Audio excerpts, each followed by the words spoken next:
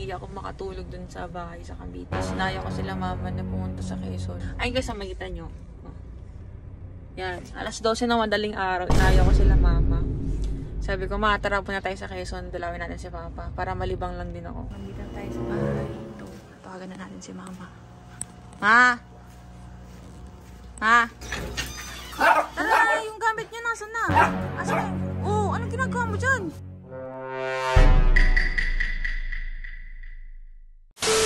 So guys, so ayun, hindi ako makatulog dun sa bahay sa Cavite.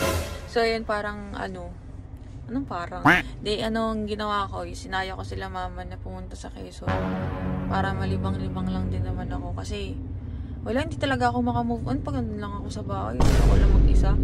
Tinry akong samahan nila nila Butchik tsaka ni ate sa mag-gym. Ayan, lalabas ko sa inyo. 2013, 2014, 2015. Nag-gym kami pero hindi talaga ako makamove on eh. Feeling ko di ko kaya ng nasa bahay lang ganun. Parang hindi agad ako makamove on. So ayun, sabi ko kay mama.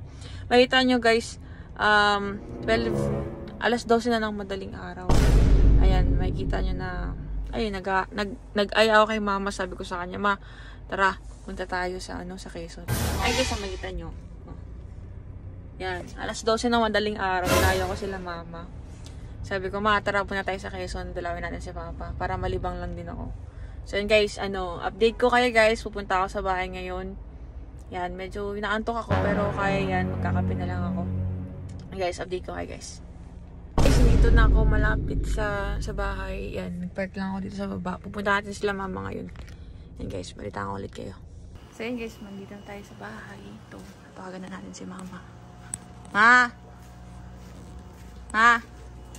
Tara na! Tara! Ito tayo Quezon! Ano? Tara na, yung gamit niya nasan na? Asan? Oh, anong ginagawa mo dyan? Anong ginagawa niya dyan? Hindi na, kasi nga hinahanap ko kanina. Sabi ko pupunta tayo sa Quezon. Niyaya ko siya. Ba't mo niyaya yan? Sabi na, hindi ko naman lang kung saan siya pupunta. Sabi niya, dyan lang daw. Niyaya ko na lang siya mapuntang Quezon. Ayaw mo na yun. Daw, kung naman tayo. Pwede naman umuwi yan eh. Hindi na, tama na. Dito, uwi na lang po. Hindi na, dyan ka lang. Uwiin mo na yan. Hindi pwede. Niyaya ko na. Uwiin mo na yan. Ba't pa kasi na ginagawa mo dito? Nakausap mo na nga yung tao. Tapos na yun. Pauuwiin mo, tama na. Hindi mo ba alam ginawa sa akin yan? Alam ko, hayaan mo na. Hayaan mo na. Tapos na yun. Andito na siya. Bahala kayo dyan. Nandun yung kotse. Punta na lang kayo dun. Sinama pa sila. Oo. Ha? Ba't mo naman sa akin pinatabi to? Dapat nga yung katabi mo hindi natutulog. Ito naman, gusto rin naman akong katabi. Hindi pulik na lang ako dito. Hindi nga. Kasi antok ako Naantok talaga ako. Pag dyan ako sa harapan, aantokin talaga ako. Wala kang kausap. Siya na lang. Ikaw mama, pag humilik ka talaga, bumaba ka na. Dito lang ako matutulog. Babantayan lang din kita. Si mama kasi sinara mo pa to Ay, hindi mo na. Hayaan mo Kaya na. nga ako nag-aya ng Quezon para makamove on ako. Kasi sinasama mo naman to. Ma, tignan mo. Sabi ko sa'yo, Sabi mo hindi ako tutulugan nito. Ayan, gagawin ko. Baka siyempre pagod din yung tao. Huy! Layo ng biyahe.